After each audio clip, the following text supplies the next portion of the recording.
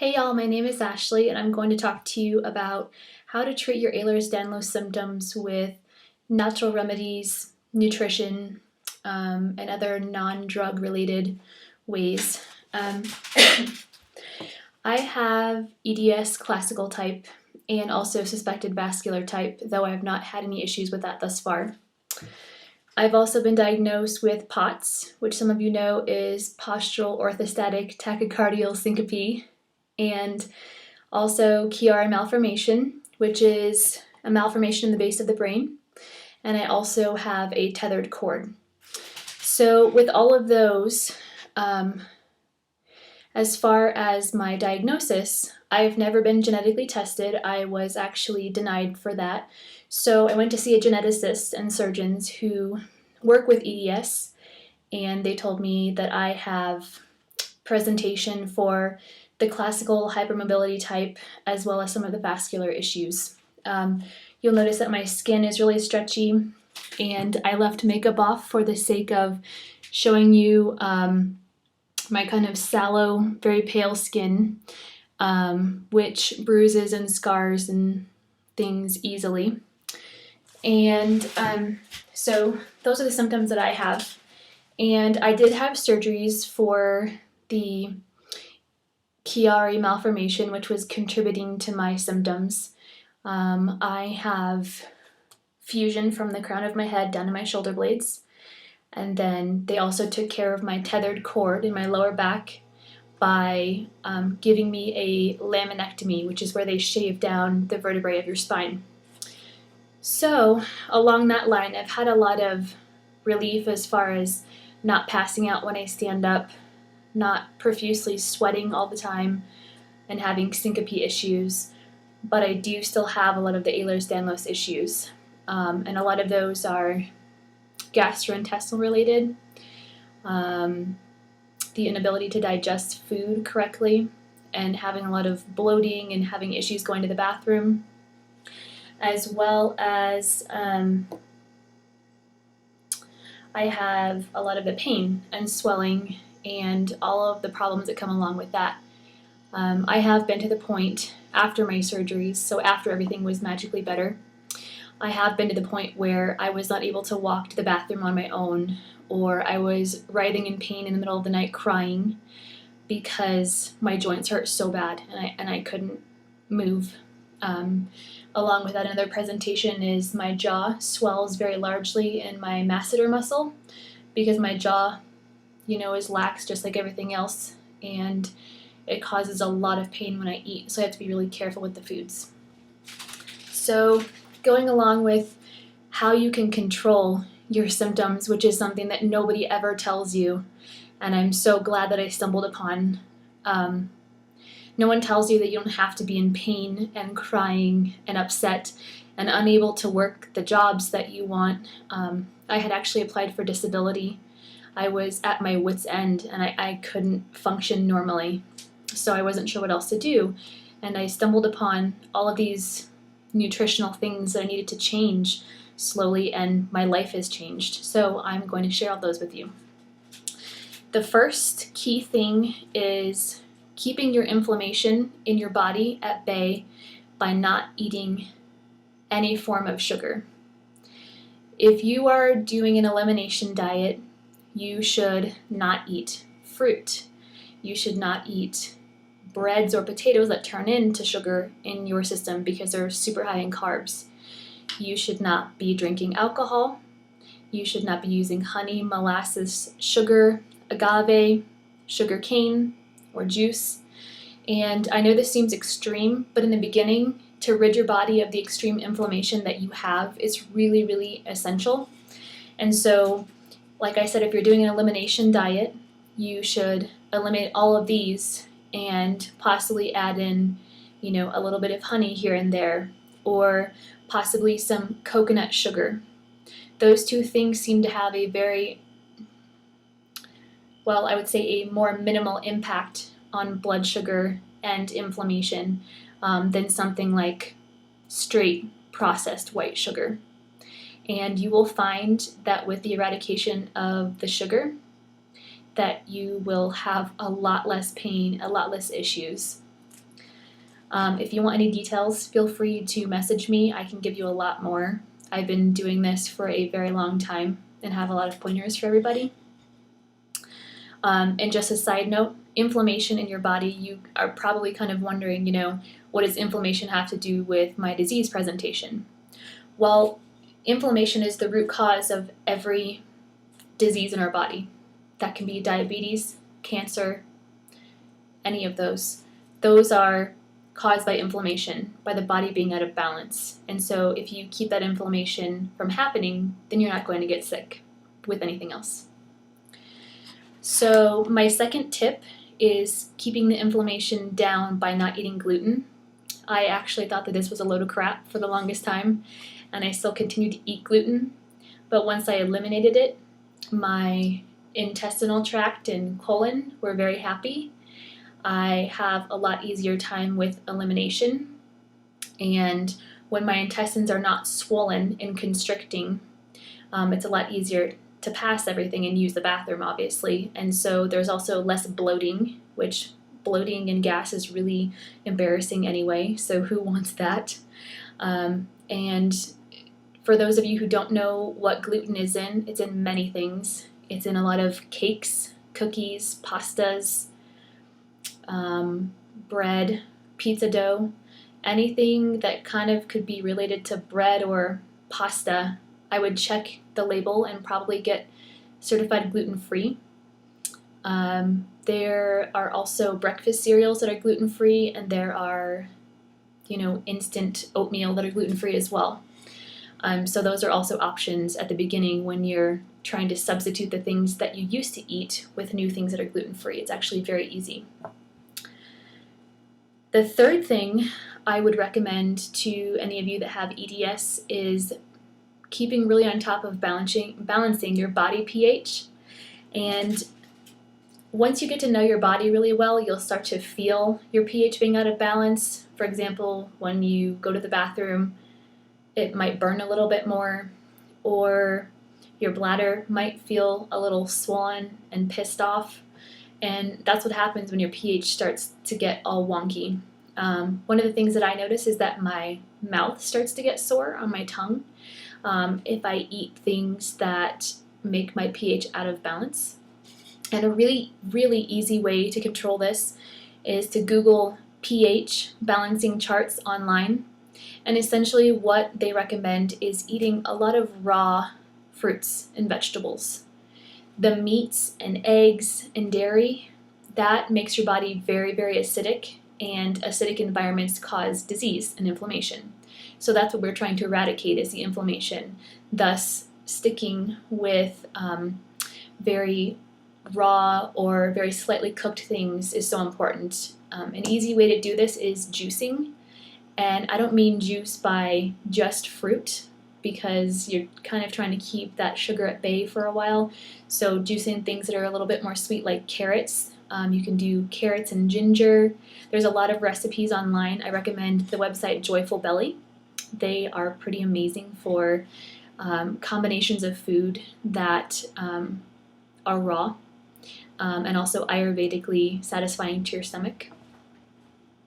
And also about the pH, you can literally tell what your pH is by getting the pH strips from the store, and you can test your mouth or your urine. And keep in mind that even if your mouth pH is balanced, that does not mean that your intestinal pH is balanced, your internal pH. So I would recommend using the urine strip instead, though it is really important to have your mouth pH and your stomach balanced. The next tip that I have for you is taking supplements and herbs. There are a few things that have saved my life. One of them being this, Digest Gold by Enzymedica. I am of the firm belief that when you have Ehlers Danlos and you have intestinal problems, and especially if you've been on medication, that your intestinal tract probably has holes, rips, tears. You probably easily get ulcers internally. And so then we're not taking the nutrition from our food properly, and it's just going into our bloodstream and causing a lot of food allergies. So even the stuff that we were never allergic to before, we become allergic to and start having problems. So it's almost like anything you eat, you can become allergic to. So, and that's called leaky gut, by the way. The perforations or tears in your stomach lining that need to be healed is called leaky gut. But using Digest Gold, and I would definitely use the gold, even though it's more expensive, because there's some extra ingredients that help process your food so much better. And I actually didn't mention that these are enzymes, and what enzymes do is they help your body break down the food properly so that it's not just leaking into your bloodstream unprocessed, which is something that we don't want. So that is a lifesaver. You take one with every meal, and you will notice that your skin probably clears up. If you have like psoriasis or eczema or acne, that will clear up because your body is processing the nutrients properly.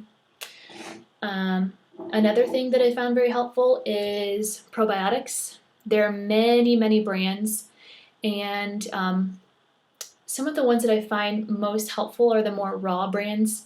Right now, this is kind of all I can afford. So it is the Udo's Choice Super 8 High Potency Probiotic. I would not go below about 20 billion because at that point it's not really helpful anymore.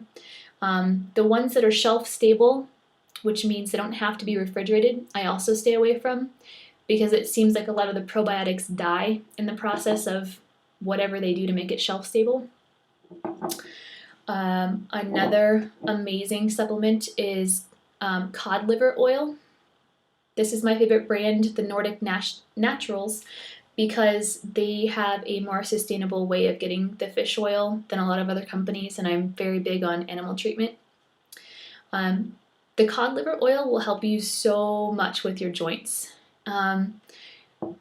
Basically, you're kind of lubing up your body from the inside, so to speak, so your body is able to use that oil and distribute it so that your joints aren't as creaky and painful and well, you know how they get if you have EDS, so it can be extremely painful. And then also the cod liver oil helps people with EDS and the dry, stretchy, velvety skin.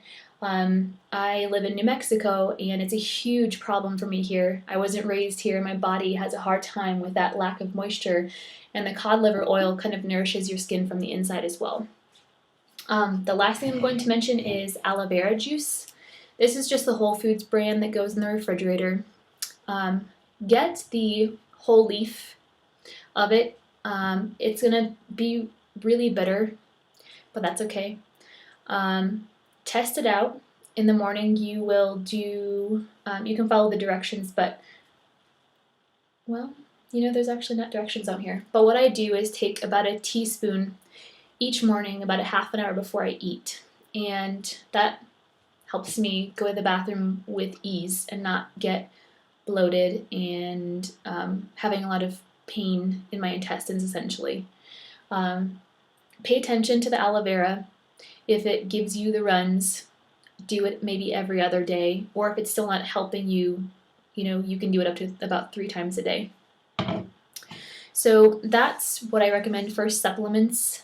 And as far as herbs, you can always go to a place like Whole Foods, or in some places Vitamin Cottage, which is also Natural Grocers, and talk to the staff. They're very knowledgeable. But the best place I would recommend actually to get herbs is at places that specifically sell herbs, and that's it. There's a company that is out of Albuquerque called Banyan, and you can go to their website online and actually order bulk herbs. Do your research, but I am of the firm belief that there are herbs to treat the root cause of everything that's going on in your body. So that would be a definite resource that I would use if I were you. The number 6 tip for you about treating your Ehlers Danlos symptoms is keep active. I know that I have a hard time with this, and when I am not active, I don't feel so great. So doing stretches that keep your body in alignment is so important. Just going out for a walk, but using shoes with proper support, especially for those of us that have flat feet. Make sure you get the insoles that push your feet back up. therefore putting your whole body back in alignment. I have heard, people say don't do yoga. However, I don't listen to that. I think that yoga is actually really important to me if you go in very slowly and start building up your strength. We don't have a choice to rebuild collagen necessarily and make our joints more stable. So if we can build the muscle around those joints and make them more stable that way, I think that's an amazing method to treating the dislocation that happens and the pain from the dislocation, things of that nature. I do experience that myself. I probably look pretty normal, but my shoulder dislocates really easily. My hips are always, pretty painful and out of place if I walk very long, which goes onto my knees and my feet. And so keeping active, even if you sit in a chair and lift bottles of water, or sit on the floor every night for 20 or 30 minutes and just do slow, deep stretching, it's such an amazing thing for your body. It also releases toxins to do that too. So that pushes all of that pain, and the way that your body stresses from that pain, it pushes it out of your body. The number 7 tip that I have for you is staying away from electronic devices. I know that this may sound very, very crazy, but I have found, and I don't know if it necessarily has to do with just Ehlers Danlos, but there is something called electromagnetic sensitivity or something of that nature. Anyway, I find that it's in my best interest to not hold my cell phone on me, not have my hands on a computer that is receiving Wi-Fi for a very long period of time. I probably don't go past 10 minutes because I'm going to start, being in pain from it. People can be sensitive from watching TV. Those gigantic TVs that you see, the flat screens, those put off some type of electricity that makes me feel completely crappy. All of these electronics can manifest themselves in different ways, but they can cause such excruciating pain in my joints that I am up at night crying and what have you. So pay attention to anything. That even means wired things. If you're very sensitive, and especially me, I have my fusion, even wired objects put off an electronic current of some sort that affects me, and I didn't realize this for the longest time. I finally figured it out after I used Wi-Fi for long periods of time, that my hands would go completely numb and then throb in pain. And then I traced back those symptoms and had realized that I worked at a very, very large hospital right by the MRI CT department, and I always felt like complete crap when I was at work, and I just thought, maybe I really don't want to be here. But I finally recognized that it was that electricity from the machines and the magnets that were making me feel really, really terrible, like nauseated, have headaches, this just raw feeling in my face, and joint pain. So I would definitely say to pay attention to electronics and see how you feel with or without them. I know that sometimes they're necessary, but limiting it or using a cord to hook up your computer like I do by choice is essential to me at this point in life. Number 8 tip for you is trust your gut and not necessarily your drug-pushing doctor. I always had a feeling that every time I took a new medication that it was causing something else to happen, and that was true. You get depression medication and that makes you stopped up, or you get pain medication that makes you stopped up, and it also can make you very depressed. Well, you don't have to deal with that, because you can go see holistic and integrative and naturopathic doctors, and they can show you alternatives to all of the medication that you're on. I'm not a doctor, so please, don't take this as medical advice from me, because I don't want to get in trouble. But I believe that you don't have to be on any medications. At one point, I was taking salt tablets and migraine medication and muscle relaxer and joint pain medication and depression medication, all of these that just kept in this vicious circle of symptoms that were kind of playing into one another, and I just didn't want to do it anymore. So I actually saw a nutritional psychiatrist, and he recommended a regimen for me, and it was supplements. And this helped me build back up my happy chemicals in my brain after they had been depleted from 4 procedures and surgeries that were very serious. And he kind of based it off of something called The Mood Cure by Julia Ross. And of course, like I said, go with your gut. If things resonate with you, if you walk into a bookstore and just happen to see this book, jump out at you, pick it up and read it, because I'm a firm believer that our consciousness actually knows where to take us and knows where to lead us, and that we essentially have a lot of the answers. And yes, we definitely need to seek help sometimes to get started, but once you build that community and that trust in your intuition as well, things just start snowballing, and you have this amazing knowledge coming at you out of every direction. People, books, conversations you overhear, restaurants you could end up being in where the chef is talking about the importance of eating certain food combinations. It just comes out of everywhere. So just maybe explore the idea that you don't have to be stuck on medication for the rest of your life. You don't have to be stuck in a wheelchair. You don't have to depend on others for the rest of your life. I think you can heal yourself, and I think it's an amazing journey. It's painful. Sometimes it's ugly. Sometimes you doubt yourself. Sometimes others doubt you, but you can definitely make a huge change. The number 9 tip that I have for you is alternative therapies. I just kind of started talking about that a little bit, but acupuncture helps work with your body energy and penetrate all of those blocked feelings that you have when your body experiences trauma or pain, whether that be one time or lifelong. Your body holds on to it as memory in your cells, and it's very, very unhealthy. And your cells can keep saying, oh, well, this is what we know, so let's keep doing it. Acupuncture is really a way to deal with that, and I have been going to community acupuncture, which I would say look for community acupuncture or an acupuncture school in your town. They're always cheaper, and they usually work on a sliding scale, which is very amazing. Holistic practitioners, as I mentioned, naturopathic doctors. And for those of you who don't know, naturopathic doctors are trained in Western and traditional, usually Chinese or Japanese medicine, as well as a lot of other modalities. Nutrition is healing, is just another one. And so they have both sides. They're not just going to say, oh, go take this herb, get out of here.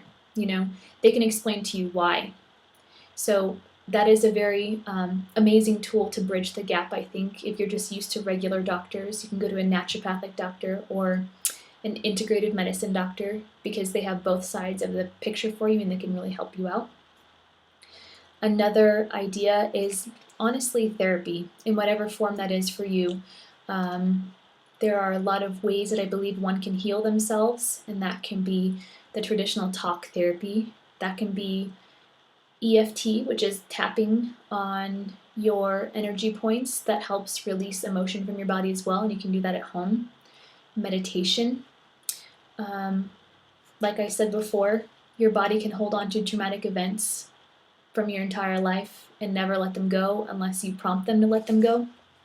And that can manifest itself in more aches, more pains, rashes, acne, and a really negative view of yourself. And all of those things are so important to let go. So again, if you have any questions, I have a lot of knowledge as far as holistic therapies. Fingers crossed I'll be going to school to be a holistic practitioner in the near future because of my experience with all of this. And so I would be happy to talk to any of you about your questions and maybe help present you some ideas as far as therapies if you're not really sure where to go or what to do. And my next tip, number 10, is Avoid extremely inflammatory foods. There is a list that is specifically called nightshade foods. Nightshade foods, for some reason, are almost poisonous to our body, and we don't even realize it. Some people can handle it, some people cannot. But those of us with sensitive bodies who've been through a lot, it's just really best to stay away from them. A couple of those examples are eggplant and tomato. It's kind of funny, but I realize after I eat tomato, I get angry, I get red, I get rashy, and I get swollen. My face down here will get swollen and I look like I have a big egg head. And so it's really apparent when I eat that stuff that I really shouldn't be. I would also urge you to look on the list of foods that contain lycopene, which is Lycopene, I believe, or INE. Anyway, foods that contain lycopene are often inflammatory foods for people, and especially those with sensitive bodies. It just kicks it into overdrive. Some more examples of lycopene foods are pomegranates, asparagus, basil, parsley, and grapefruit, and watermelon. So if I eat any of those foods, like I said, I swell up like a balloon on my face, and then I get angry, and I get irritable, and I get rashes, and I get painful. So it's best for me to stay away from those. So I would urge you to examine those and possibly, like I said, try the elimination diet. Number 11, my last tip for treating EDS naturally is reducing inflammation by eating anti-inflammatory foods. A lifesaver is drinking turmeric water. Turmeric, I believe, can cure and prevent diseases that start with a C and end in an R, which people think, that you have no control over, but I don't believe that. And so turmeric water, I drink about 2 teaspoons in about a cup of water every night. If you want, you can make it into a tea, but I don't like to make it that painful on myself. I just like to drink it down. And so that's the number one thing. Reducing inflammation, you can also eat flax seeds, hemp seeds, chia, berries, kiwi, pineapple, and olive oil. So those are my main focuses on my diet. As for what I eat, I do not eat gluten, I do not eat dairy, I don't eat sugar.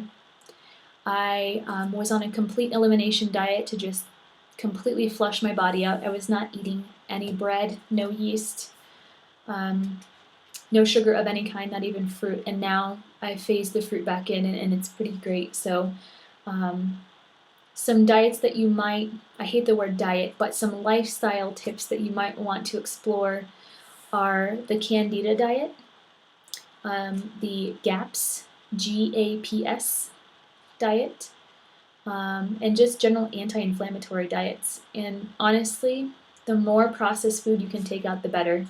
Processed food is kind of the devil to people that are trying to get rid of inflammation and stay away from it. Our body was just not meant to process foods that have already been processed. So that's where I am.